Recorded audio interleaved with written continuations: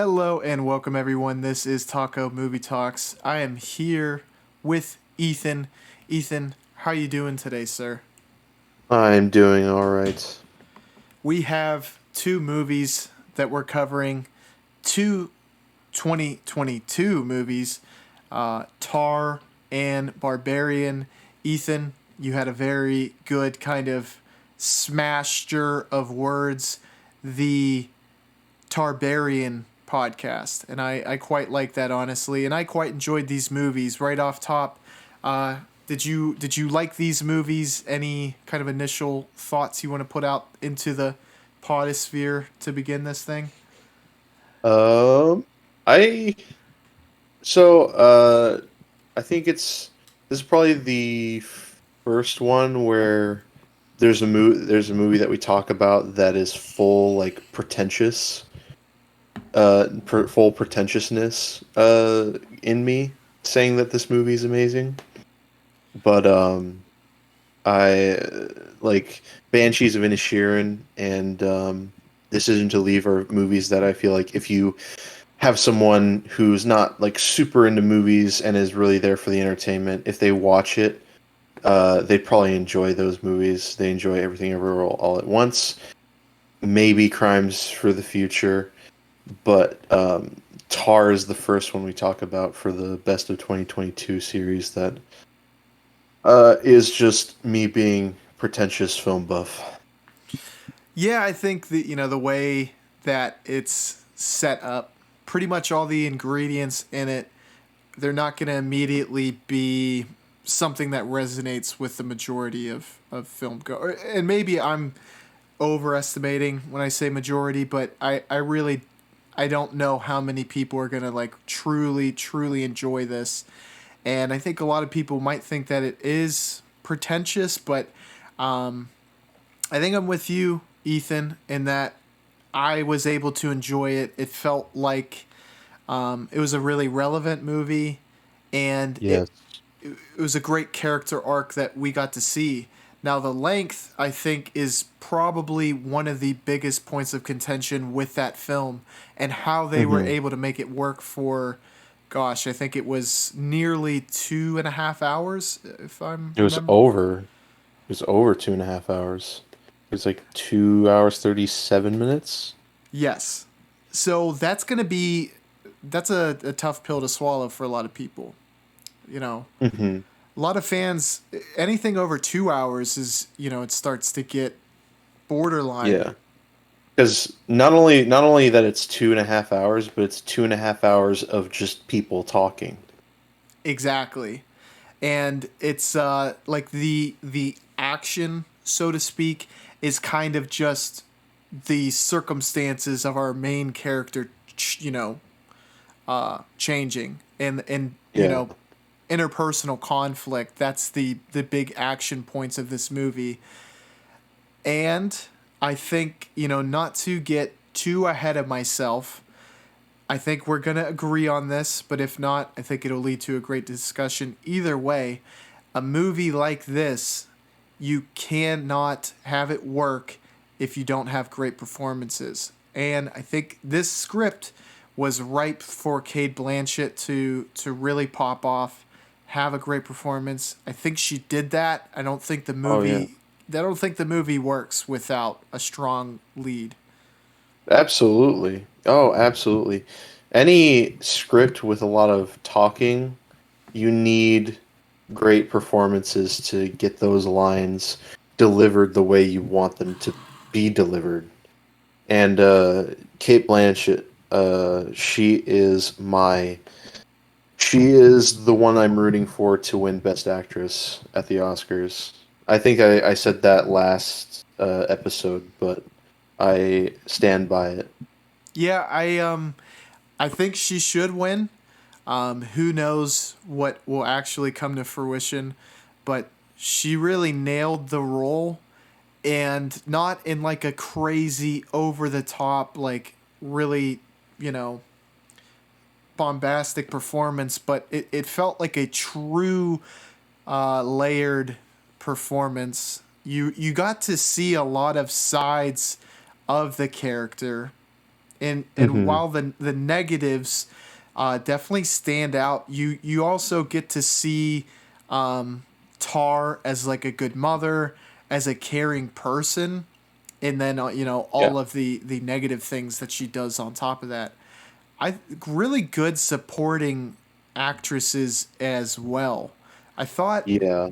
her assistant played her role very well, and I thought her wife also played their role quite well. They were Yeah. smaller roles, but when they were called upon, and also the I don't even know the name of the instrument, whatever that big violin thing was. Oh, the cello? Yes, Was it that was it big? and she went to like the book tour with her at one point. Hmm. That character I thought also played her role very well. Yes. Um, well, I was gonna say the assistant is I forget the actress's name. She's French and she was the lead in my favorite movie of 2019, which was Portrait of a Lady on Fire. So Okay. she did excellent there, and she does a great job here. It's in this I really appreciate from a lot of actors and actresses, but it felt like there was a lot bubbling under the surface. She did Yeah, that spectacularly well. The other movie, Barbarian, this might be like, I don't know if I remember your review on this very well because it might have been a while since I saw it. But this might be one where we have a slight separation on how much I appreciated it in comparison to how much you appreciated it. But I kind of really dug the humor of Barbarian. yes. Were you a fan of this movie? Did you enjoy this one? I thought it was great. I thought the trailer made it look like absolute garbage, Mm-hmm. and then I was thoroughly surprised when I watched it. I think I agree with you. I don't remember too much from the trailer. And look, I think, probably the worst thing you can do is if you give away a lot of the plot points to where people feel like they've seen the movie. But Yeah. just slightly better than that, but also still bad, is if you kind of market it as something that it's not. And if I'm remembering correctly, and again, it's very vague, and also if it's not only doing that, but also not memorable at all, Yeah. and I think the trailer was at least guilty of one of those sins, and it was not memorable, and I don't think it really kind of gave off the vibe that this film actually has. Yeah, it made it look like a generic haunted house movie, but it ended up being a very self-aware, interesting story with a unique sense of humor that I haven't seen a lot in horror movies, especially. Yeah. And, these films actually do kind of have a string that connects them for how different on the surface they are. And they're not the main characters in both, but Tar and now I'm Justin Long's character, Cate Blanchett and Justin Long's characters are kind of caught up in public scrutiny in their films, and it does lead to a conflict for both of them, and that is kind of interesting and very very relevant today, as a lot of people are bringing up how people, celebrities mostly, are getting in trouble, and the dynamic of that and all the layers of that. Everyone has a take on it, but it's definitely something that strikes you in 2022. But the movies bring so much more than that, I thought. But I think that, would you kind of agree that is, despite these films being so different, that is one similarity that remains? Yeah, like a bit of clever self-awareness to the real world. is it is a underlying theme that's connected to these two movies, which is pretty interesting to see what more underground filmmakers are doing.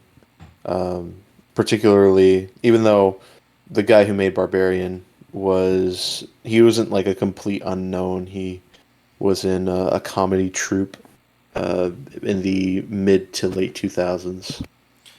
That background makes perfect sense because I did think that the comedy in the movie landed pretty well. And it made Justin Long my favorite character in the movie.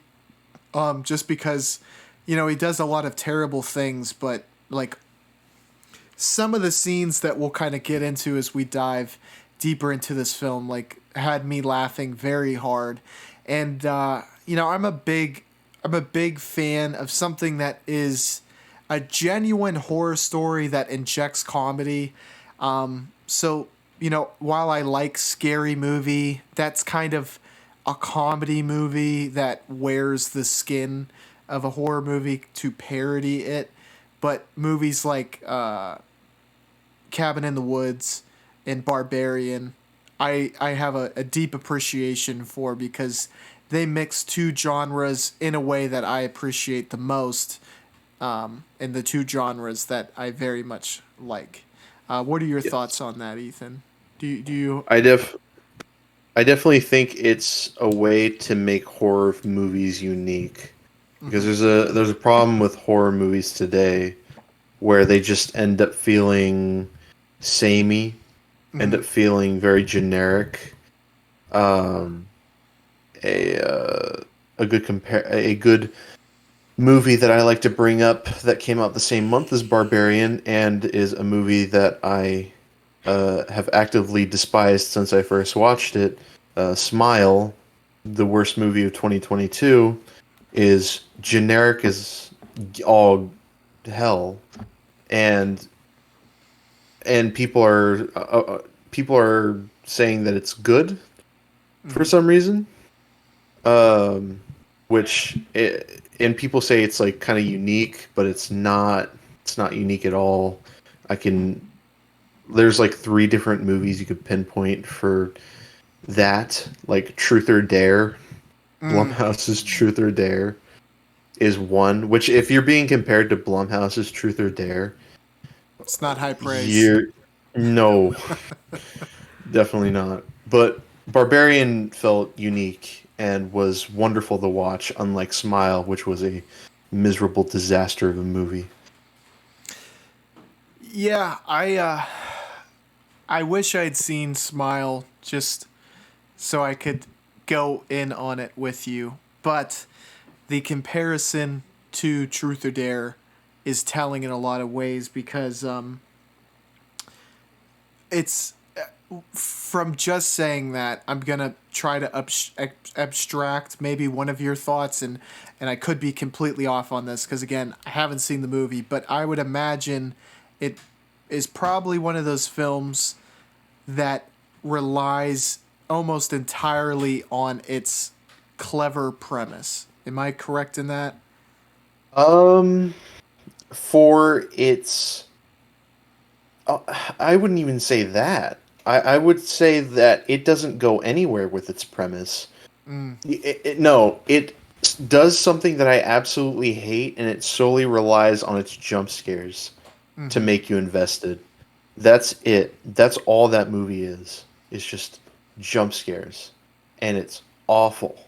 I I hate that movie so much. I think there is something to be said, like, I forget. Someone was looking this up, like when jump scares came to be. But when you watch movies before that came into a commonplace, you can accomplish so much without relying on that. That I think you're doing yourself a disservice if you do rely on that. But hell, what do Absolutely. I know? The director of Smile. I wonder how much it made. I feel like it probably made some big bucks, but I could be wrong. Yeah. Um, And let's not get it twisted. Barbarian had some genuine tension in it. It had some genuinely freaky moments. oh, absolutely. And I loved the backstory that it started to dive into when it went into the lore of what was happening.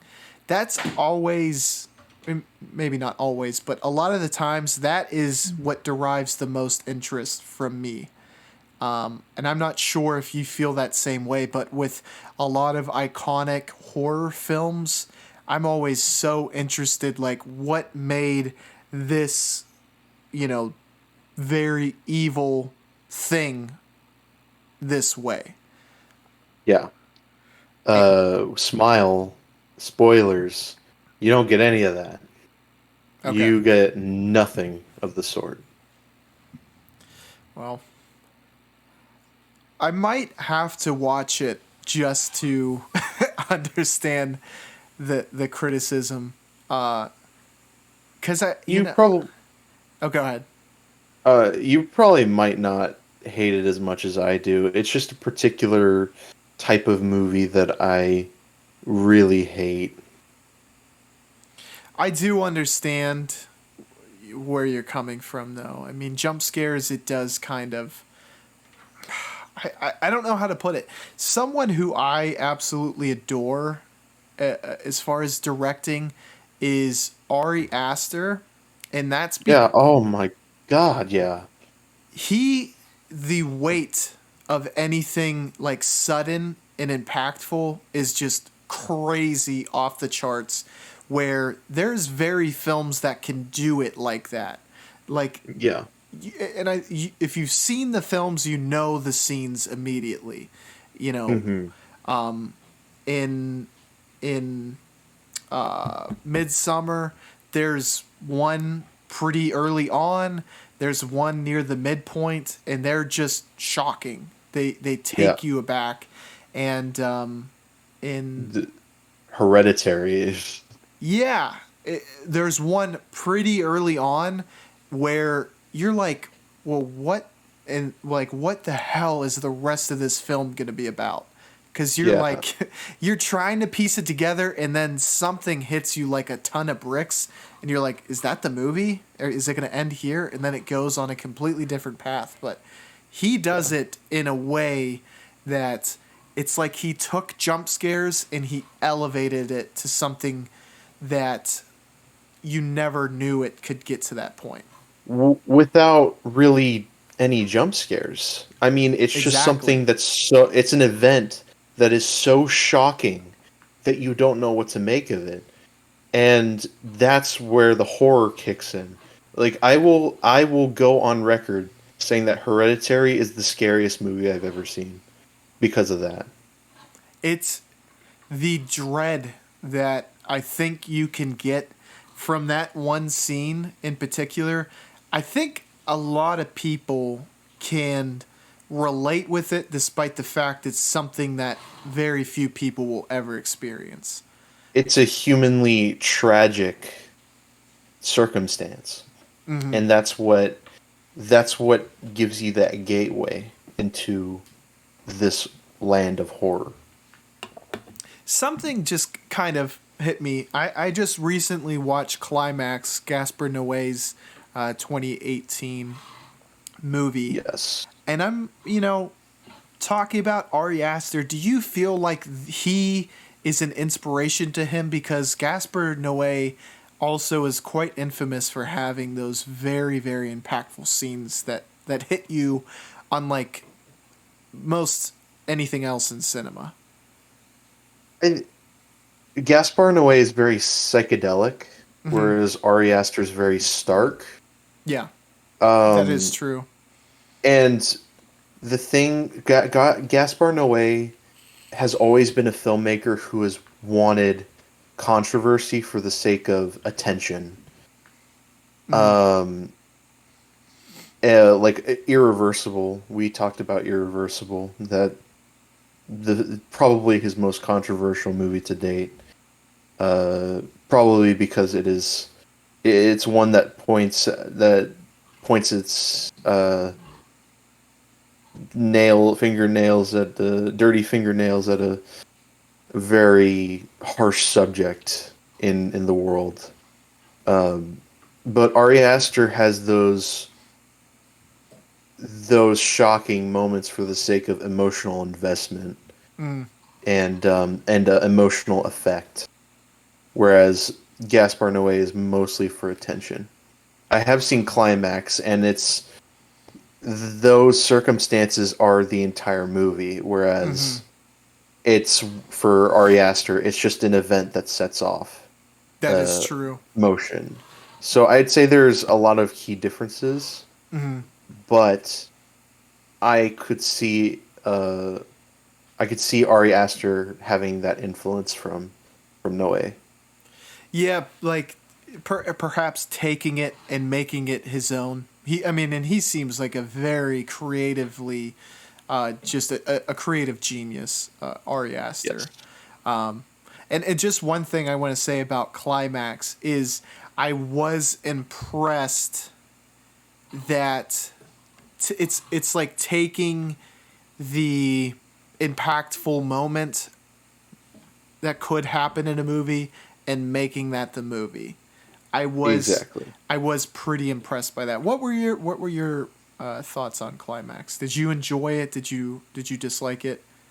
I didn't enjoy it, but That's a it weird word, obviously. but I was fascinated by the effect that Noé was able to create more so than Irreversible. Irreversible just now I appreciate Irreversible, Hmm. but Climax is it was a movie that from the get-go I was like I can get behind this. It's a fascinating experience. Yes, I did want to say that Ari Aster's new movie it has a stupid title. Beau is afraid. Is that what it's Bo called? is yeah, Bo is afraid. Yeah. Was it which director was making Disappointment Boulevard? That was Ari Aster. That was the original title. Okay, that confused me a little bit. Yeah, because I saw it was Beau is afraid, and then okay, but Joaquin Phoenix is the lead of this movie, correct? Yes. I'm excited to see that. I think Yes. that's a good duo, for sure. Absolutely. Yes, the name is very very strange, but he also did he direct? Am I correct in that he directed the short film Something's Wrong with the Johnsons? I not sure. I haven't read too much about Ari Aster, Mm-hmm. but I've just seen his two features, Hereditary and Midsummer. Very Uh, strong, very strong, right yes. out of the gate. I love Hereditary. Midsummer for me was okay. I didn't love it. Yeah, the ending. I don't know why. I think I told you this before. The ending resonated with me. Like, I think it's like the fear of powerlessness, where the boyfriend scene with the bear Yeah. out. That it's just like that freaks me out a lot. So that despite that character being the biggest asshole written in not the biggest but a pretty big asshole, Yeah. I still felt for him and I was like, holy crap, that's a very intense. But yeah, he is. I think he's spearheading a new movement in horror that I am 100% behind, without a doubt. Same. Very much same. While we're here, I just want to say be sure to like, subscribe to both my channel and Ethan's. Ethan's channel will be down in the description below. And I also wanted to highlight there was a letterbox viewer, or not viewer, follower, someone I followed who followed me back. They gifted me Pro on Letterbox. It is the user at Harvey Jean, and I just wanted to give a quick shout out because that was awesome to do. So Oh, that's cool. Yeah, that is it is cool. And I have pro. I think you have pro. Are you a I patron do or not. you do not? I do not. Okay. I I'm wondering if I should. I probably should. I wish somebody would gift me that, but I'll probably get it eventually. Maybe I'll give you a late Christmas present and gift you pro. That would be appreciated. It is really neat. Also, I don't know if you noticed this. Letterbox, I don't know, it was down today every time I checked. Scheduled maintenance. So it was kind of a bummer Ah, because I had like 3 movies I wanted to log and was unable. But it's really yeah, cool. You would like it. You have so many movies that you've seen where your stats, you would be able to see like a bunch of really cool stuff. Like I'm early definitely. on, so it's not, it's not as cool just because like I've seen a lot of Kurosawa movies, so like my top rated actors, half of them are people in his troupe, and like Bergman's people too, but like yours is diverse enough that I think you would actually get some really cool trends and stuff on there. But also you had mentioned Ethan, I think you were excited to read Tarantino's book. Do you have that and have you started reading it yet? I have. No, I have his book. I haven't started reading it yet, only because, uh, probably because I am lazy, but also because I've been busy with other stuff. So, I just need to get into that mindset so I can start reading it finally. I super duper encourage you to. I went to Barnes and Nobles, I think a day or two after Christmas, and they had uh, speculations on cinema, or is it? I think it's Hmm. cinema speculation. Yeah, cinema speculation. So I'm close to 100 pages in, and like it's awesome. And I think you probably have seen like a lot of the chapters are inspired by singular movies during that time period. And I'm on the Deliverance chapter right now, which I'm assuming you've seen. But Not. I've not seen Deliverance. In fact, I think that is actually the reason why I haven't read it yet is because I want to see all those movies before oh, I, okay. which I've only seen like how many I forget how many movies he covers. I think he covers like 8 or 9, and I've seen like four. I've only seen like 4 or 5 of them. Yeah, the way it is paced, I think you're right. It probably would be right around that, like around 10. But I mean, like, there's only, 8 or 9 chapters that that covers the movie, but he mentions, like, he's probably mentioned like 50 movies, so probably even more than that, and I'm not even Yeah, 100 pages in. I mean, the dude is literally an encyclopedia on all things yeah, cinema. It's super impressive, but his takes on movies too are, I mean, he's a genius. yeah, yeah. I when I did the book tour when I saw him live doing the interview, um, I think he made like a little uh he made a snarky comment towards Michelangelo Antonioni and Hmm. his movies and how they were boring.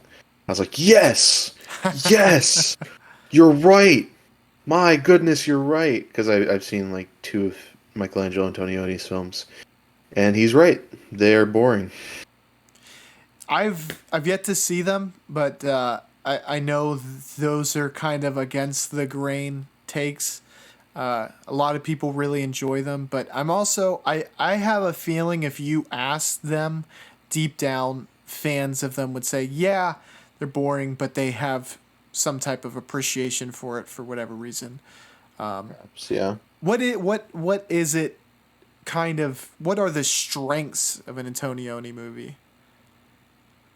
I don't know. I when I was watching his movies, there was one movie that I got really kind of frustrated about. It was La Ventura, Mm. and it's like it goes from like a mystery movie to like this weird, gross romance movie that it's so generic and it's just strange how they made it that way. And I was like, "What is this? Are you kidding me?" And then I was like, I need to watch a good movie, and so I watched All the President's Men, which is one of the best written movies I've ever seen, and I felt all better.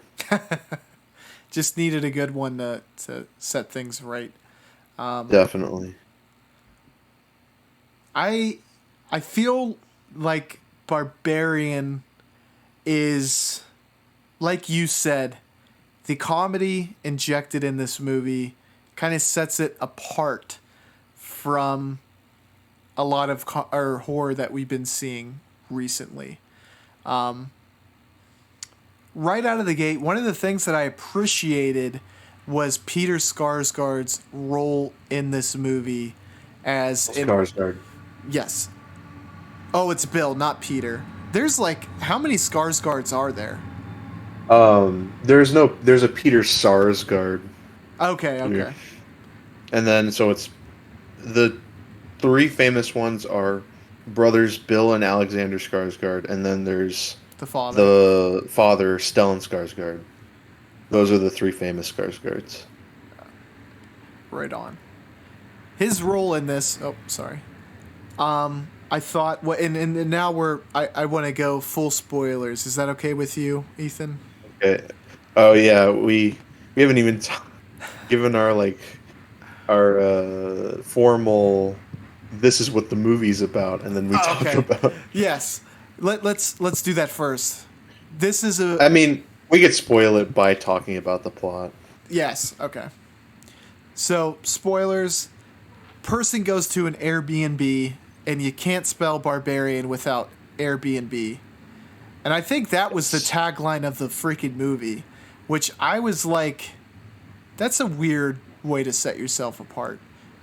Anywho, it's in or around Detroit, which I thought was also a unique little point in this movie.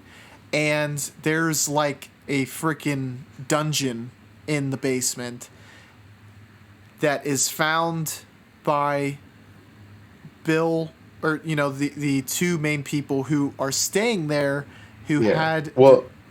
I'm gonna let you Oh, take sorry. you take over because I'm butchering this summary. No, it's okay. It's okay. It starts with a odd circumstance where two people are checked into the same Airbnb, and neither of them know what's going on. Uh, a lot of gender dominance, like gender profiling, starts to happen. Not gender profiling, but like gendered stereotypes start to happen Mm. within it, and then that's when they discover that in the basement there's this creepy dungeon, uh, and they soon discover that the woman soon discovers that it's not Bill Skarsgård's character that uh, she needs to worry about. And then there's a cut, kind of at the middle of the movie, where it becomes a story about Justin Long's character. Yes, I was worried about Justin Long in this movie because the last movie I watched with Justin Long was Tusk, directed Mm-hmm. by Kevin Smith, and that movie is probably the worst movie that A24 has ever produced, at least of the ones I've seen. Um, so I was worried that it was going to have the same. Justin Long was going to have that same effect of bad acting. But I was surprised. Justin Long was really good. In fact, he was the best character. Yeah, absolutely. I completely agree with you. Like right from the get go, it's always you can really mess up a story by kind of doing that jump. And this one, I think, did it perfectly, where it had me like wanting to know, okay, how is this going to connect back? And this is where the majority of the humor is derived, is through Justin Long's character. And his character also, I don't know, maybe like, I don't know, would you call it an arc with Justin Long? Yeah, I would call it an arc. Well, I mean, it comes out of absolutely nowhere. Uh, and what's we were talking earlier about Glass Onion, that the pacing is getting in the way. Yeah. But this felt necessary to because again, it's sharing that theme of like gender dominance Mm. and and women being naturally afraid of people like Justin Long who sexually harass other women.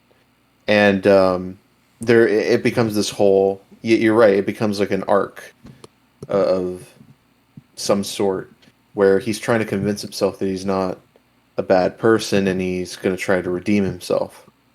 But ultimately, he can't escape the fact that he's a horrible douchebag.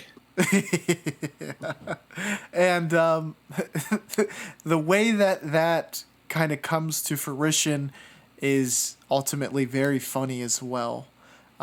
Yes.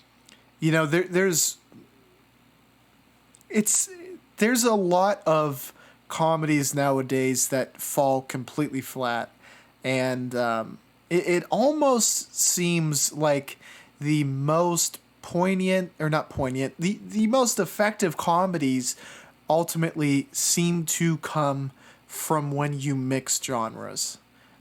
Pure comedies haven't been very successful in my mind for the last, oh man, maybe 10 or 15 years. And Yeah. I mean, I don't know why that is. Maybe there's just more to chew on, and there's more entertainment where you don't have to every minute have something funny. But do you have any opinion on that? Um. Well, comedy was a lot different in like past past decades. Like the '90s had a distinct style of comedy. The 2000s had their own distinct style of comedy. But nowadays people want that self-awareness. And Mm. so you have like a couple of wink at you moments and you get a Marvel movie, which is like very I would say self-aware and like witty, I guess, but even though I struggle to say Marvel is witty because they redo the same scripts with the same structure and the same characters. But comedy movies nowadays, they demand like a certain level of self-awareness because of the increase in technology and the rise of social media. Now social media is you can't escape social media. It's the way a lot of people communicate these days, and just implement that more of that culture into comedy makes resonates with people today. Whereas if you made like a '90s comedy, like an Adam Sandler movie is desperately trying to be like this weird '90s comedy, but it can't Mm-hmm. because it's in like the new age. But like Ace Ventura couldn't have been made today. Like it's a capsule of a different time.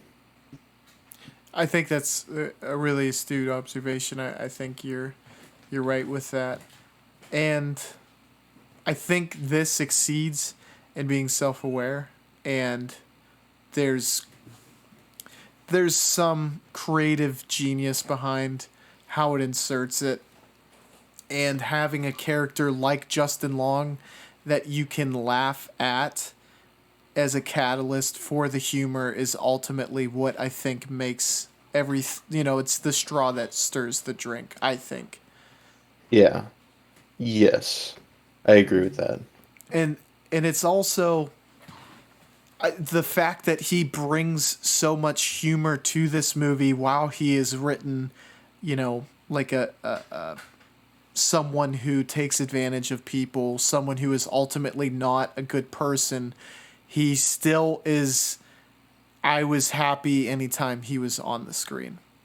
Yes, he was entertaining to watch overall, and Justin Long, he did a really great job of with that balance. The last time that the balance like that happened was with Simon Rex in Red Rocket, which is by Sean Baker, same guy who made the Florida Project, and it's that same balance. It's like deep down he wants to be a good person, but in reality he is horrible, Mm. and you're convinced that he's trying, but Mm. ultimately cannot succeed in being a good person. He is just permanently a douchebag, which is Yes. I got that with Simon Rex, and I also got it with Justin Long.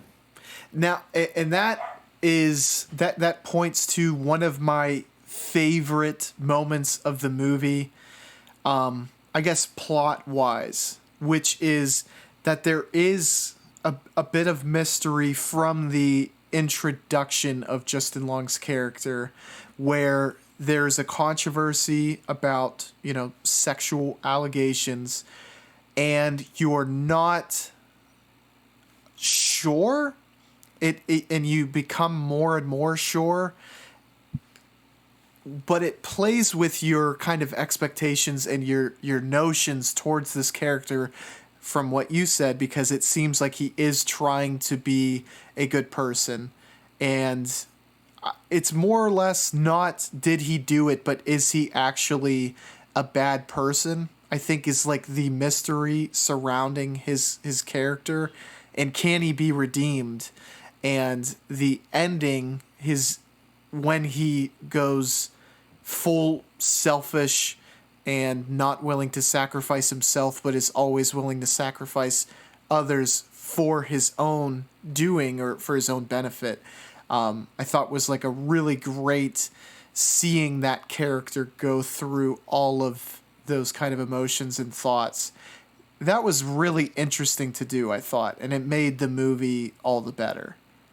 Also, it was a very fun. It was kind of a funny shot Mm-hmm. when the girl was falling off the silo, and the gross monster lady jumps after her because like she's seen as like her her child, Mm-hmm. and so the mom is willing to sacrifice herself for her child, Yeah, which is I think it that maybe points to, and I'm just realizing it now, but I think it points to the fact that we have stereotypes just based off of a lot based on looks, and whether that goes like, based on your gender. There's a lot of things that you might assume just because someone looks male, female, and like that you would look at someone like Justin Long and maybe assume that they're a good person because they look neat, clean, like not like a criminal of sorts, despite the fact that that goes against that. And the mother and Justin Long kind of go against what you would expect from, the cover of the book, so to speak. yeah. I think that's kind of a neat thing that this toys around with, and also I think it uses the setting quite well too, because it uses Detroit, which is a city that has very infamous ties to crime rate going up and not being a desirable place to live in certain parts of Detroit. But there are also people who live there who are very helpful in breaking the stereotype that, if you're from a less desirable place to live, that you're not a bad person. Yeah, definitely. What were some of your favorite parts of this movie, Ethan? The ending was really great. I loved I love the scene when she's first walking through the dungeon. A lot of really great tension stuff.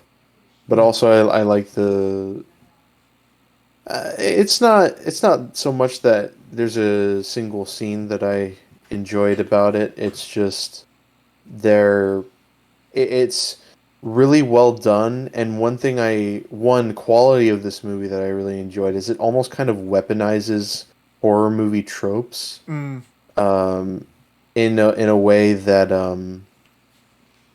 is clever, and it puts a smart character in a situation full of those tropes, which is why the trailer felt very generic, and the movie was hiding its cleverness from the trailers.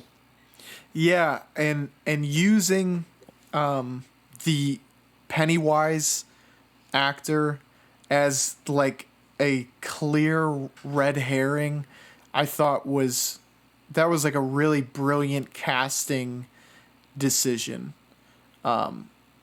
Because you're like, Yeah. I mean, that would be too on the nose, you think, but also your brain, that's like the only place that you can go early on that you fully expect. Okay, I've seen this face as the villain, so I mean, it could easily be this guy. That was a really smart decision, I thought. Yes. Casting was really well done. Georgina Campbell did a great job. In fact, I didn't even know that she is not American.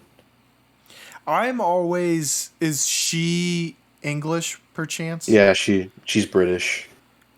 Those, the British troop that finds success in America, by God, they are amazing when it comes to accents. I mean, they make it seem seamless. Well, Southern accents especially, they're really good at. Yeah, and it makes, some of the English or not English American actors who really don't do well. It makes that like quite the head scratcher. I think the one of the biggest examples that I've actually seen and can fully testify to it being poor was in Dracula. Francis Oh Ford yeah. Coppola's Dracula was Yeah. I can't remember the name of the actor. He's in The Matrix. Keanu Yes. Reeves. Yeah. Man.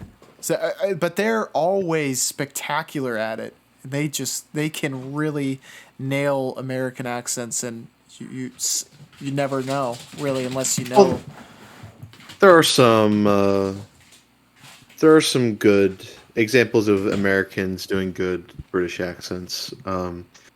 One recently that I thought did a fantastic job was Kristen Stewart in Spencer, which is something that you wouldn't expect. Kristen Stewart, star of Twilight, delivering an Oscar-worthy performance, but she gave an Oscar-worthy performance with Spencer.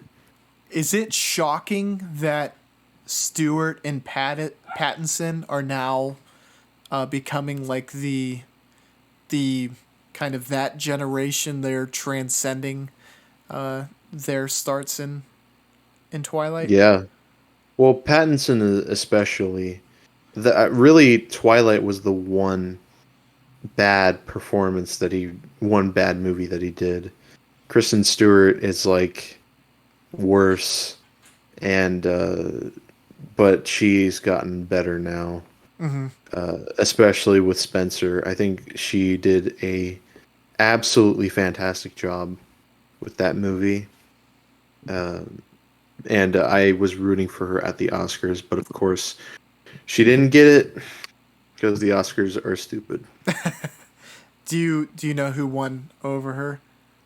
I think it was Jessica Chastain for The Eyes of Tammy Faye, which is a movie that probably less people watched than Spencer, but I'm not sure. Yeah. So one of the reasons that I did bring up the scenes is I did just want to highlight the scene where Justin Long was looking to sell the Airbnb and he was measuring the basement, and that was one of the funniest moments in cinema of Yeah, this it year. was funny. It was very funny, just because he wasn't even concerned with the dungeon. He was just like, yes, because he's like, the more room that the more space that this house has, the more money I can sell it for. Yeah, exactly. One of the points of contention with this movie that I think I've seen online is people's gripes with the the character design of the monster or the mother. Hmm. Thoughts on that? Did you think it? I thought it was kind of middle of the road. I didn't think it was spectacular, but it didn't ruin the experience for me. Yeah, I thought it was a good design. I thought it was a creepy design for that character. Yes. And I don't know where the criticism comes from. Maybe it they maybe based on the trailer they expected something different entirely, but I don't know. I think I'm with you. I thought it was pretty good. I don't know if it's not iconic, but I thought it was suitable for the movie. Better One than the demon from Smile. okay, so how bad is the demon from Smile? I mean, underutilized, I guess. Okay. The more you talk about it, the more I feel like I have to see it just to Yeah. to understand. Yeah, I just hate how it's thrown in there. Yeah. So you might have to watch it. Oh, and also the other plot point that or not, I guess plot point, but the background of how this character came to be in the lore in this story. I really, really like that because it put a huge sinister turn on what was happening, and I Yeah. enjoyed that. Did they go? Not when I say far enough, I don't mean like was it dark enough, but do you think that they told that backstory enough? Um, I was a little confused, but I feel like yeah, I feel like they gave enough away just to um have a clue as to what is really going on with the that house. I I loved how sinister and going into it because I think you know watching the movie I felt like it was just going to be something alluded to, and it's not like it completely spells it out, but when they give the character background of the former owner of the house, you really get a sense of how despicable he is, and how this monster came into existence. That was one of the most interesting flashbacks in the movie, and I really, really appreciate it. Ethan, Yeah. I want to know what do you have any additional thoughts on this movie, and what is your rating as well? I thought this movie was great. I have some problems with it, some editing, and I was a little confused about certain points. Uh, but overall, I thought it was really, really great. and I give it a 4 out of 5. We're in agreement. I gave this a 4 out of 5 as well. Some of the confusion, I wonder, does it come from a place of how is it possible or not? Like, where does the confusion kind of stem from for you? Um, I guess I was personally confused by the flashback. I feel like there's enough. I said there was enough there for me. I guess it just went over my head for the most part. Not for the most part, but for a bit. I know that there is. I know the gist of it, Mm-hmm. but I don't fully understand what was implemented there. Mm-hmm. Again, uh, I think that's really the only plot point, but also um, editing. Quite a few editing things for me, especially at the end. There's a weird edit, but overall, it was really good. Do you feel like you now fully understand the movie as far as like what the flashback was implying? Yeah, yeah, I think I do. So 4 out of 5s from us both. Is there besides Nope? I'm trying to rack my brain. Any horror movies that you think tops this for the year? I don't think so. It's been a pretty solid year for horror. We got Black Phone. We got we got what else did we get? Crap. X. We got X and Pearl Mm, this okay, year. those But two. I think I still need to see those two. Do you put those over this, or is this slightly edge them out? no, Barbarian is definitely better than both of those. Okay. Yeah, I'd probably say if it weren't for Nope, Barbarian would be my favorite horror movie of this year. Bodies was mediocre in my opinion, kind of annoying. Mm-hmm. And I don't want to talk much more about Smile. I'm just gonna say it's garbage and move on. Halloween Ends was a movie that a lot of people hate. I thought it was interesting in certain aspects. But at the end of the day, Barbarian is my favorite, just straight ahead horror movie, and Nope, for a little bit, for a while, actually, it was my favorite movie of 2022. Ethan, you forgot to mention how much you love Terrifier 2. Oh, right. How could I have forgotten about Terrifier 2?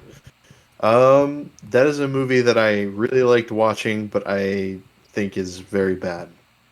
Yeah, it's it's hard to put into words. Truly, it is hard to describe why it can be compelling, but also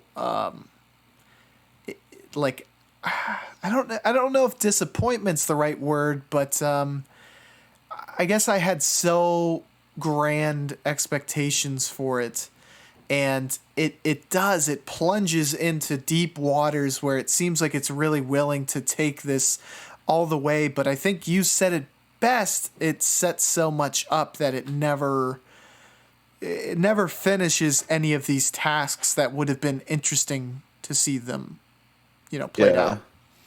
I think it's there's a there's a certain hilarity to the fact that they tried to make it so epic. Like even thinking about it, like they tried to make this so epic, and it's this stupid small movie where they just end it at a carnival that they probably set up for like $500, and Ye- that's what I found so funny about it.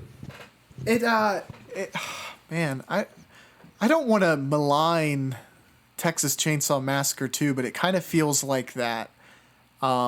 Where it's like, all right, we're gonna set all these extra things up for you to kind of invest in. We added this side character. Well, Terrifier 2 doesn't do that, but just for it's adding a lot for you to think about, but it doesn't.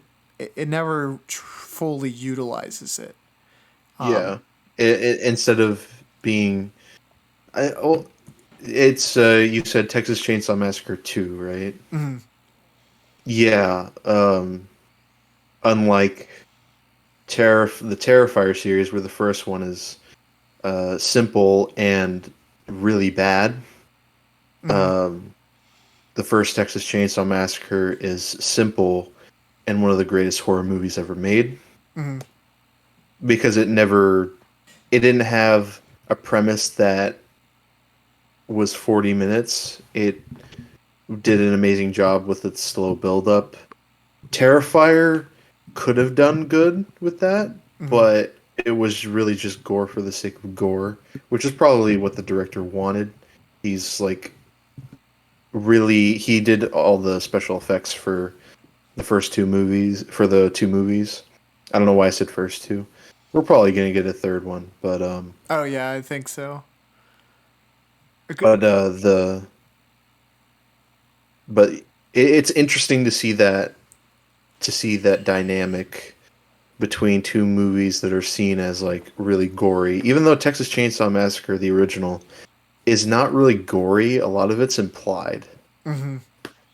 Like I remember watching an interview with Toby Hooper, and he did a lot of things to avoid getting an X rating, which would kill pretty much any movie.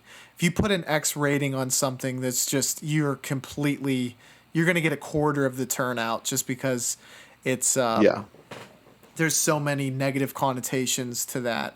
But he said, uh, "Can I put a woman on a hook and not show any blood? And will that make will that push it to an X rating?" And they said no. And he had to be smart about the things, but the gore it felt super super effective despite, like you said, it not being someone getting their skull crushed a la Terrifier 2. So yeah, um, and it's funny because Toby Hooper. It's not. It's funny, but it's kind of sad. It's funny because no, shoot, it's funny but also sad because Toby Hooper unfortunately passed away um, mhm. in 2017, which was like a couple months before the first Terrifier released nationwide, which is pretty interesting.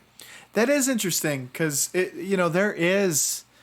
I think you were right on. Like the first one does feel like an attempt to use that blueprint, perhaps. I would imagine, most horror directors are inspired by Toby Hooper one way or another with Texas Chainsaw. Absolutely. I mean, Texas Chainsaw is one of the best horror films of all time. Yeah. And Yeah. Terrifier 2 takes one of the critical errors that I think kind of separates one of the things that would set it maybe closer to being a great movie is that Leatherface is the perversion of human being. But there's that essence that Leatherface was human, but like devoid of, like he is a human species, but he's devoid of a lot of things that make you a part of society. Okay. And Yeah. Terrifier 2 decided, let's make Art the Clown full on supernatural. And I think Yeah. that takes some of the sting of the character out, at least in my eyes. I agree. I agree. The next movie we watched and will be covering is Tar. And the director, all I know about the director is this was his comeback from a 12-year hiatus. And I haven't seen any of his filmography. And I'm wondering, Ethan, have you seen it? Any of his other features? I have not. I wasn't even aware that he was. I wasn't even aware that he directed movies beforehand. I mean, probably I didn't hear that it was like a directorial debut or anything, but I wasn't aware of any of the movies that he made, let alone the fact that he waited like I think it was even longer than 12 years. It was a long time before he made this movie. I think it was like 15, 16 years. It's crazy, and I I have to imagine this is going to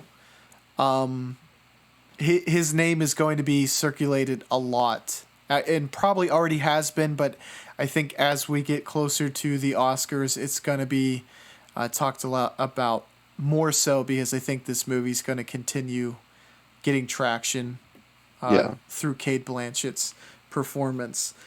absolutely. Would you like to do the honors and give kind of the summation of what this film is in essence? Yeah, sure. So Tar is about the titular character Lydia Tar, who is a fictional character in the real world almost. Mm-hmm. She is a world-renowned conductor, and she's the first woman to compose a full orchestral score and like a full orchestra. And a certain controversy threatens her success in a way, and ultimately causes a slippery slope for her. That's basically what the movie is in essence. Exactly. And the fact that, on the face of it, the film has such a simple premise. It is really good writing that is able to kind of keep this ball moving forward through the runtime to where it didn't drag for me. I don't think at any moment. No, So not at all. all the and there wasn't like tremendous twists and turns. It just felt like it was able to stay compelling just through intelligent and creative dialogue and just learning more and more about the characters in this film. And also it doesn't like boast a huge cast either to keep things interesting or relevant either. No.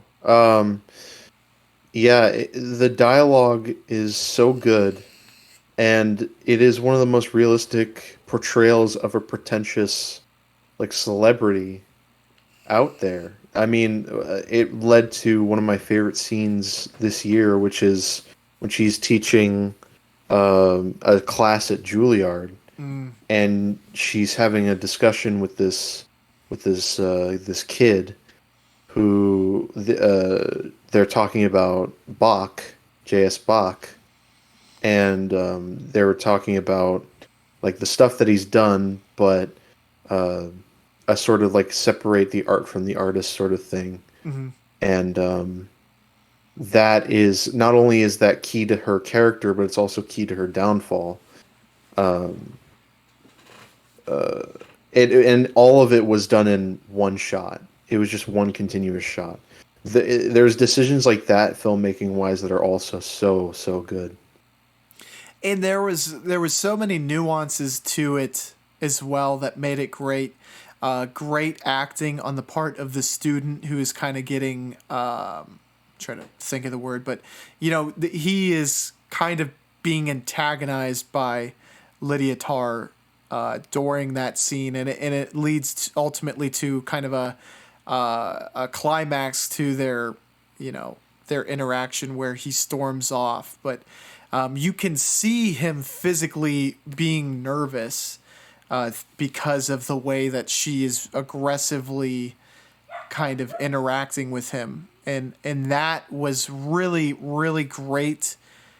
In that it wasn't over the top. It didn't spell it out for you, but you completely understand the dynamic of this interaction from the Yeah, word go.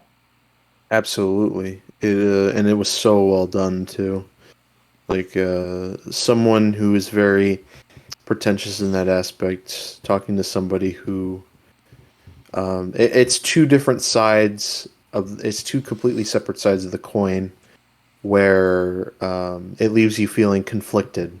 You start to feel conflicted about this character, and Mm-hmm. you're like, I don't know if she deserves this downfall, but um, you definitely understand why she has this downfall in the first place. The thing that I love most about Tar is that it is it is such a realistic portrayal of a celebrity and their downfall. It's Mm-hmm. just so it's such the level of detail and the level of self-awareness that Todd Field had for for the real world, which is crazy considering that he's hasn't directed a movie for 16 years. And the last, which is that's a long time ago. That's a completely different era of culture altogether. Mm-hmm. It was 2006 the last time he made a movie. That's a long time ago. So for him to have that level of self-awareness, for him to be able to create to essentially make a movie that is so indicative of the real world is extremely impressive. Yeah, and I think, to expand upon what you're saying, the realism that he's able to portray comes from having a subtle touch on things, and the story not being over the top. It felt the story felt so real to where I had this. I was like, is this it? Is this actually based on a real person? And Yeah, because it felt like this is real, and I was like, man, I want to read more about like this person, like attacking someone on stage, and that even, which was like one of the most explosive moments of the film, felt very real, like that, like rooted in realism. Nothing was reality bending, or felt like this could never happen. Just really subtle choices that kept everything contained, and it felt like a compelling example because it wasn't someone going completely off the rails and having like like a full blown mental breakdown or meltdown. Despite her world completely coming apart, it still yeah, felt like this is something that it would be terrible, but it could so easily happen. yeah. And I love that the only music in the movie is the music that happens in the film, Mm, like the music that the characters are playing. I love how like there's no music outside of the movie itself. It's just inside of this space, and I thought that was really cool. yeah, because it almost it serves like a dual purpose where you get these magnificent musical high points for the film. It leaves the movie not devoid of music, but it also kind of it works as bringing you into this film's universe by having it be actually being performed as you're listening to it. So I Yeah. agree with you. I felt like that was a really, and I didn't notice it until you said it, but yeah, I mean you're absolutely right, and I think it did work on both of those levels. Absolutely. And the music was composed by what's her name? Uh, Hildur Guðnadóttir. Uh, I don't know if that's how you pronounce it. Icelandic composer. She did the Oscar-winning score for Joker, which was Oh, excellent. did not know that. Um, yeah, and she did a great job here too. And just the cinematography is excellent, and Todd Field's direction, some of the best I've seen this year. And he has also got my vote for best director at the Oscars. Ooh, I I like that. It's a very good take. I think he certainly should be in the discussion. Who it's going to go to, Yeah. I Especially don't since he know. came out of nowhere. He Yeah, just came out of nowhere and made this movie, and it's easily one of, if not the best directed movie I've seen all year. So if absolutely. you're gonna give the Oscar to, I could see the Oscars giving at least a nomination to Todd Field because it was really well done. Yes, I completely agree. Another little subtle aspect of this film that I think bears just stating is what would usually be in the ending credits was put at the beginning. And I think, and I don't know whether this came from interview or not, but the intention of that was because, like the story, if someone feels they're more important because of the accolades or the people patting them on the back, they feel like they're kind of above those. And I guess Todd Field had put everyone who usually doesn't get acknowledged until the end up front, as a way to, I guess, even the playing field, of sort, and give what accolades to the people who put in the work at the beginning, which I thought was very interesting, and it obviously plays into what this film is going for very well. Absolutely. It does make it ironic, though, I will say, that Cate Blanchett is getting so many accolades, which is kind of what the putting the ending credits up front was trying to not avoid, but kind of pinpoint. Although I think it's clearly a very different kind of dynamic with that, but just a little side point I wanted to throw out there. Hmm. Was there any other characters that you think really deserve kind of giving their flowers in this film? I think a lot of smaller performances made a big impact on this, and I think we were talking about that earlier. Was there anyone who really comes to mind that you want to shout out? Um. Well, I mean, we talked about the assistant.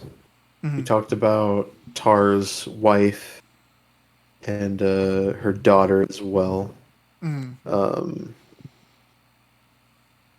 uh, Definitely, like the characters definitely play an important support. They play very supporting, interesting supporting roles. In different ways, like the for example, like the new what's her name? She's like a the maestro, the girl that Tar kind of grooms in a way Mm-hmm. is interesting. Not grooms necessarily, but it's suspicious what's happening with that dynamic. Oh, And okay. Is that Krista, or like the person who's central to the controversy, or the I think, did you say it was a cello? I think she was a cello player. Okay, that character is that who you're? Yeah. Okay, yes, yes, she was. And Yeah. again, it's not. And I also love this movie because it's not picking a side. Mm-hmm. It's very it's very nuanced in its stances on cancel culture and pretentiousness.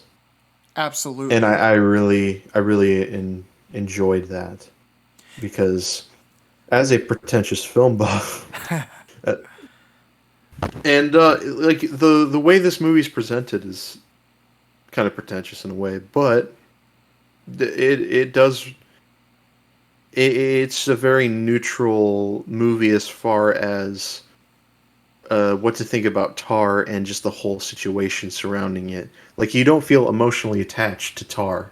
at all. She kind of sucks as a person in a way, but you can't help but feel like she did get screwed over, but you don't know if she deserved it or she didn't. Yes, absolutely. And the ending of this movie, I think it had a lot of weight to it, where the substantive kind of calculations you can make about Tar and how she is, very pretentious and very caught up in her stature. It becomes like a pseudo death of sorts when she's orchestrating a film for, like just fans of this movie series in a I forget which country it was, but Yeah. I think it was the Philippines, maybe. But it feels so impactful because you realize she has too much pride to just go away or out of the public, but also this is never something she would have done willingly. I guess if she wasn't out of options, there would be no way she would do something like this. Yeah. So very impactful ending. I really really I dug that ending, and I also thought that you had stated it earlier. All the conversations that kind of pointed, talking about how people had been canceled before, it all kind of lacks that vernacular of the kind of words that we very much associate with the discussion, and in by doing so it kind of kept it, like you said, as an unbiased voice on the matter. I thought, at Yeah. least, you didn't get like any like political leanings or anyone's immediate take from the way it was worded. It kind of just took you on a complete story and then allowed you to make your own, your own ending or your own Yeah. conclusions. Yeah. I hate stories that are super black and white with its thinking. It's like Don't Look Up is an example of that. It's so clearly one sided, Mm-hmm. and it's yeah, that movie sucks. That movie's very very bad. It's the first time that the Oscars actually nominated a terrible movie, but yeah, it's so black and white with its thinking, whereas in real life that subject would be more nuanced. There's more nuances to that, Mm-hmm. and just making it like, oh, this obviously Meryl Streep is supposed to be like a stand-in for Donald Trump. Mm-hmm. Like, oh, we're destroying climate change. We don't care, and it's just so dumb. And Yeah, Tar presents a different subject in a way that is very nuanced and very interesting. exactly. Because anytime I think you have to, even if you lie on one side of the spectrum, if you are not to give the other argument every benefit of the doubt and fully explore it, and not kind of castrate the other side of the argument, it seems like you're doing a huge disservice to storytelling because, like you said, very few things in this world are black and white. You know, Yes, absolutely. and for Todd Field, who I'm sure has very articulate arguments for one side, he's able to also articulate the other side of the spectrum, and that makes for a compelling story. It's never compelling to just say, okay, well, let's make this side like the cartoon kind of version of it, and then push our agenda. Yeah. It's like people nowadays seem to forget what a debate Yes. entails. Like people will in a debate will just yell at each other that their side is right without trying to understand like a certain other side. Where and they someone who quote unquote wins a debate is someone who it's not about who wins or who loses. It's about coming to an understanding, coming to a agreement, Mm-hmm. and sometimes that agreement could be to disagree. That's a that could be a stalemate there, but a debate isn't about winning or losing. It's about coming to terms with other people's viewpoints, in my opinion. And I feel like that's what Tar eloquently represents. Yeah, and I think it touches on a subject matter that I've heard you talk about a couple times over the episodes we've done together, and I think it's a very interesting topic of debate. I think our mindsets are quite similar on it, but it's obviously kind of a spectrum. And the key point, or the key topic, is separating the art from the artist. I think that's such a compelling conversation of topic to have, and Yeah, and I enjoy the fact that it gives the other side. yeah. Which is like the Juilliard school, the Juilliard class scene. Mm-hmm. Like everything that she's saying is something that I agree with. Mm-hmm. I think she is completely right. I feel like it's insane to just disassociate. I think it's completely wrong to um dis discredit everything that someone had all the art that someone had put out into the world because they're a scumbag or they're a sleazeball like Bach. Mm-hmm. And I think that's completely insane. But she does it in a way that's embarrassing, like embarrasses the kid, and it's quite harsh. And so you end up it, and she does it in a way that's very very crass and just kind of like demeaning, Mm-hmm. which is why like people like that are arguing it in the wrong way, it seems, which is why it presents that nuanced sort of thing. Yeah, because like in any argument, I think if your aim is to make the other side look stupid, you're who are you helping? Right? You're almost No like one. yeah, it only strokes your ego where you're like, well, I just showed them, where Yeah. and it probably emboldens the standpoint of the person she was trying to maybe enlighten. Yeah, exactly. So I thought that was very interesting, and on top of that, I also thought it was really interesting where she was almost fighting for her own life. It's like she could see, you know, in the tea leaves that her own career demise was on its way. So I felt like it was super interesting to get her commentary on the ensuing doom that was about to come. That was a Yeah. really interesting take on it all.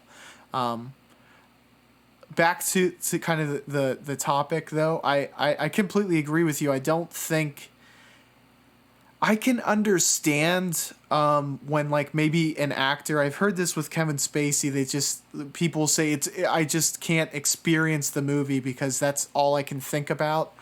I can understand why people feel that way and that it is weird. Like you get an instantly like a guttural feeling where you just feel weird watching someone who's been accused of certain things. But I think I'm very much with you where there is art and there is the artist, and they are two separate things.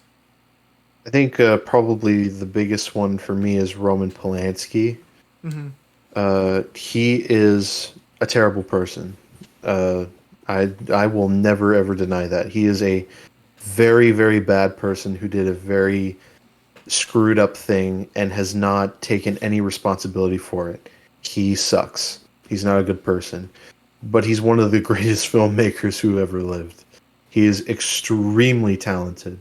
I made I made an entire video on one of his movies. I mean, it's mostly about the screenplay, but it it is about his movie, Mm-hmm. which is, I mean, there's no, which is to say that he's not a good person, but that does not entail me discrediting the art that has been put forward that he happened to have a hand in making.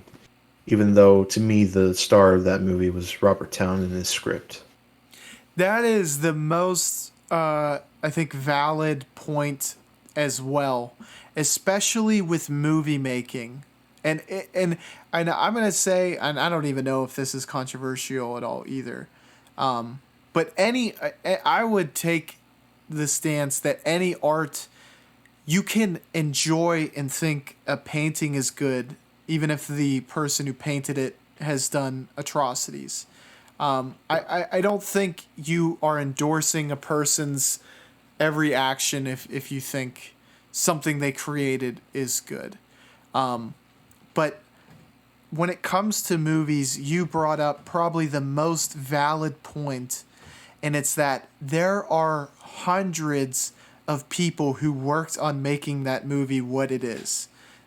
It's not a one man show. You know, the director plays a part in the movie, he helps make it what it is, but ultimately he's one hand helping steer the ship amongst hundreds. Yeah, and he does play a big part in making those movies, but again, that's discrediting so many other people who had a hand in making it.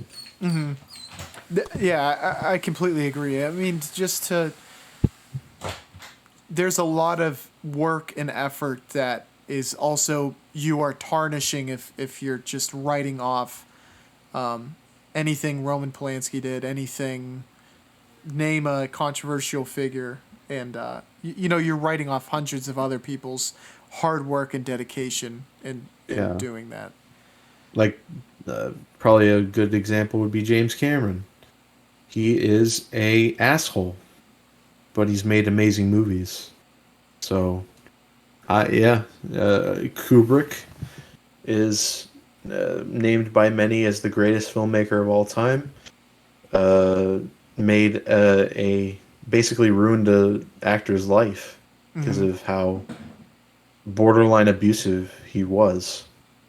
And I think another really great example you have brought up would be Alfred Hitchcock as well, right? With Yeah, the way he his predatory, sort of predatory actions towards Tippi Hedren. yeah. Um, it's a very interesting topic to explore, and I would like to hear the compelling argument on the other side. I just think um, you're denying yourself something that you can enjoy, but maybe it's just a very strong tie in people's minds where that's all they can think about, and Yeah, with art being so subjective, if you imagine, like, I think you maybe can relate to this. If you go into a movie with a very bad mindset, it's going to influence the movie that you watch. It's probably very yes, similar to that. definitely. Ethan, I want to get if you have any final thoughts on Tar and your rating on this. Well, I think the fact that we steered off into a different discussion entirely is says a whole lot about what this film entails. I love this movie a lot. I loved it even more than Banshees of Inisherin. Hmm. It was easily one of my favorite movies of the year. Um, yeah, I don't have much else to say. It's if I watch it again, I may give it a 5 out of 5. But for now, it gets a clean 4.5 out of 5. I'm 4.5. I'm with you. Um, I'm very close with Banshees in this film. Uh, it's it's really, and here's something else that, I think it says a lot about the film, but I'm not sure exactly what it says. I, like you, feel like this would greatly, it could greatly appreciate from a second watch. Banshees, I feel like you can experience it the first time and really fully encapsulate what was all done there. Yeah, And that's not to say that you wouldn't appreciate it, or you wouldn't be equally as entertained on a second one. I just feel like you can easily kind of digest what the film is saying the first time through. absolutely. Yeah, This, I feel like there's some nuggets that you can pick up from a second watch that would be tough to fully get on first viewing. definitely. So you threw out a lot of nomination potential for this one. Would it is it director and best actress? Is there anything Yes. else? Do you think the music in the film will? But is it? Do they do original music or original soundtrack? Do you Yeah, they do score best score. Best mm-hmm. score for best original score. Um, I I don't know if I would give it because the music is really good. It's not Joker though. Mm-hmm. It's not iconic. But if I had to guess best score, uh, I'm not sure actually. Uh, Probably the Batman Mm, because the Batman had a great score. yeah. Uh, yeah, the Batman. One last point. This isn't like a it's not a criticism, but it's just a thought that came to mind that I kind of wanted to bring out. This film and Amadeus are slightly similar. Obviously, like the tone and the direction of where it's going are a little bit different. As far as the portrayal of the main character, it's a downfall of Amadeus, but it's also his own doing. But he seems like he's like a good person who kind of got caught up in circumstances, whereas Tar seems like her undoing comes from her own hand, but it has more of a negative tilt to it. But Yeah, the music in Amadeus felt so grandiose that it was insane, and it felt like it took you to a place where the music was part of the admiration for the character, where you were able to like see Amadeus almost in a different light because of how good the music was. And yeah, yeah, Tar, the music was great, but it wasn't as impactful, I guess I will say. yeah. Because I mean, Lydia Tarr is a fictional person who probably, in the context of the film, wrote great scores. But with Amadeus, it's about one of the most iconic, most influential, and greatest composers in history. Mm-hmm. And yeah, the music being as bombastic and as hyped up as the movie entails it makes sense for someone like Mozart, Mm-hmm. who was iconic. There's no steering around that. He is iconic, and yeah, Amadeus is a fantastic movie. Yeah, Um, And I think, There obviously is some differences considering that it's 38. The movie's 38 years old, oh but wow, there's definitely some similarities there. I think you brought up a really really good point too, that it would not have matched the tone if Tar was to try to make the music like as grand as it was in Amadeus. Yeah.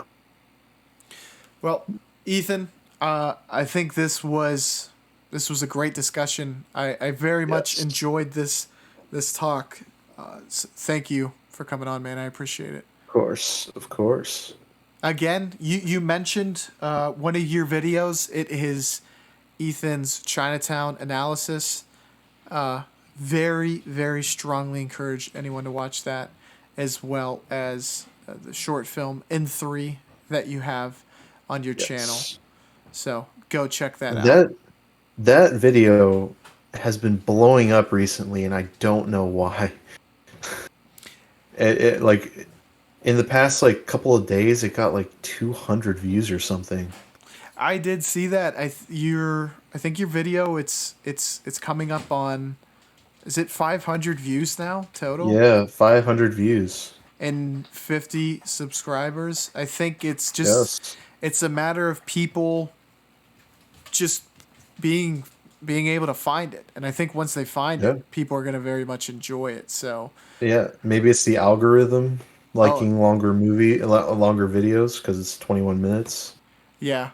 That is true. The longer videos, sometimes it works in your favor, sometimes not so much. But I think once people find your channel, they're really gonna like your stuff, and I think they're gonna be excited about the videos that you alluded to on our last episode as well. Yes. So be on the lookout. You're gonna want to check out Ethan's channel, and you're gonna want to subscribe because there's some really cool stuff to watch and cool stuff on the way. Yes, definitely. Well, thank you all for joining us. Y'all have been great. Ethan, you have been great. That Thank is you.